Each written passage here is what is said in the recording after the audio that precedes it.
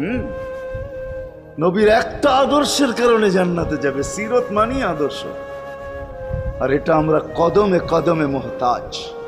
কেননা এই ছোট জীবনটা যদি গ্রহণযোগ্যতা পর্যন্ত পৌঁছাইতে হয় আল্লাহর কাছে, চাই নারী হই, চাই যুবক হই, চাই বৃদ্ধ হই, যেই মানুষই হই না কেন, যেখানেরই হই না কেন, যেই বাসারই হই না কেন, যেই বর্ণেরই হই না কেন, যেই পেশারই হই না কেন, যেই সোসাইটিরই হই না কেন, এই জীবনটাকে যদি গ্রহণযোগ্যতা পর্যন্ত পৌঁছাইতে হয় কার কাছে? দুনিয়াওয়ালাদের কাছে না, মালিকের কাছে, যিনি এক ফোঁটা পানির থেকে অস্তিত্ব দিছেন, যার কাছে আবার আমাদেরকে ফিরা যেতে হবে। পালানের কোনো সুযোগ নাই। এই জন্যই কোরআন আমাদেরকে বোঝায় আইনাল মাফার।